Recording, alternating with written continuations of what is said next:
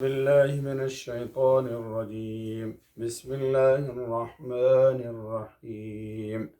فما تنفعهم شفاعة الشافعين صدق اللہ العظیم۔ محترم سامعین،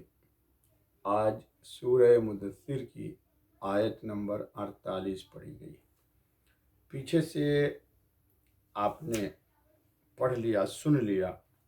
کہ اہل جنت اہل جہنم سے یعنی جنتی دوزخی سے سوال کریں گے کہ بھائی تم دانا بینا ہوش مند لوگ تھے تو تم جہنم میں کیوں داخل ہو گئے، جبکہ اللہ نے تم کو عقل کی نعمت بھی دی تھی، دانائی دی تھی، ہوش مندی دی تھی، دنیا کے معاملے میں سیاہ و سفید اور نفع و نقصان کو تم سمجھتے تھے اور تمہیں شعور تھا کہ آگ جلاتی ہے اور پانی انسان کو ٹھنڈا کر دیتا ہے، تو تم نے جہنم کا راستہ کیوں اختیار کر لیا؟ تو اہل دوزخ جو جواب دیں گے اللہ تعالیٰ نے وہ بھی نقل کر دیا ہے، حالانکہ یہ بات کب پیش آئے گی؟ محشر میں پیش آئے گی، قیامت میں پیش آئے گی۔ تو قرآن کا ایک اعجاز اور قرآن کریم کی ایک صداقت کی حقانیت کی یہ بھی دلیل ہے کہ قبل از وقت محشر میں کیا کچھ ہونے والا ہے اس کی انسان کو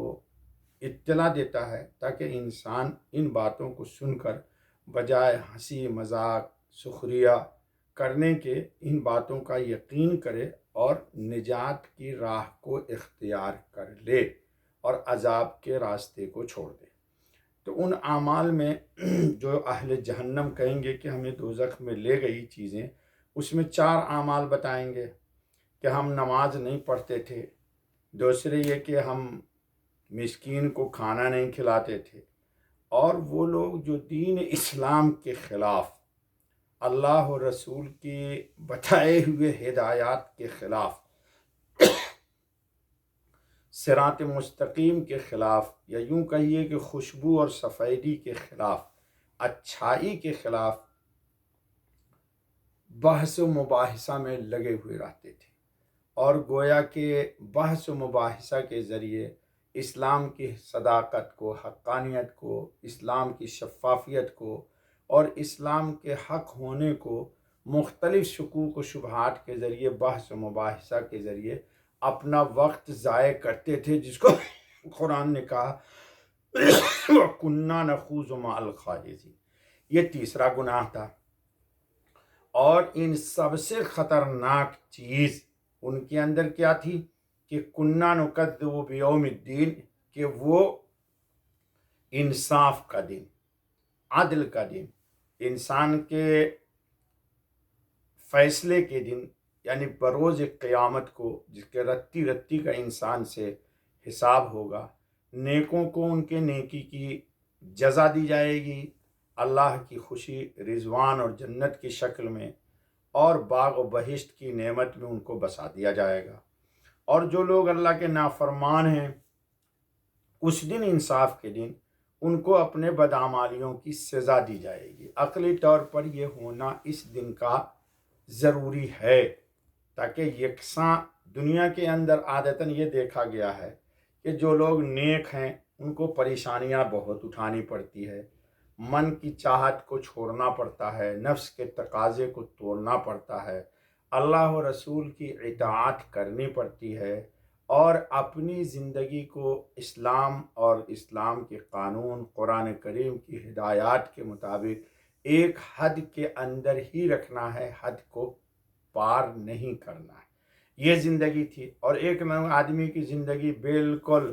کھلے ہوئے سانڈ کی تھی، جہاں چاہا منہ مارا، جہاں چاہا جس کو جو چاہا کہہ دیا، بک دیا، بول دیا۔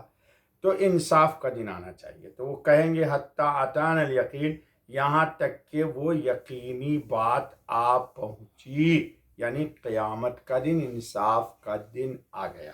اب ایسا دن جب آ گیا، تو اب قرآن کریم نے ایک اور حقیقت کو کھولا ہے جو آج کی آیت میں ہے، کہ اس دن انبیاء علیہم الصلاۃ والتسلیم اہل ایمان کے لیے شفاعت کریں گے، درجہ بدرجہ، علماء، حفاظ، نیک، صالحین، یہ لوگ اپنے بھائی اہل ایمان کے لیے جو کسی گناہ کی وجہ سے پھنسے ہوئے ہوں گے یا کسی گناہ کی وجہ سے ان پر آخرت میں صفائی اور تطہیر کا عمل ہوگا۔ تو حضرت خاتم النبیین علیہ الصلاۃ والتسلیم بھی اپنی امت کے گناہگاروں کے لیے شفاعت کریں گے، بلکہ حضرت خاتم النبیین علیہ الصلاۃ والتسلیم نے فرما دیا کہ حضور اکرم خاتم النبی صلی اللہ علیہ وسلم قیامت کے دن اہل کبائر کے لیے شفاعت کریں گے، جو بڑے بڑے ڈینجر گناہ ہیں لیکن ایمان تھا، وہ نماز کی فرضیت کے منکر نہیں تھے، زکوٰۃ کی فرضیت کے منکر نہیں تھے، اور اسلام کے خلاف بحثوں میں بھی اپنے کو شریک نہیں کرتے تھے، اور عقیدہ ان کا آخرت کے قیامت کے دن کا تھا۔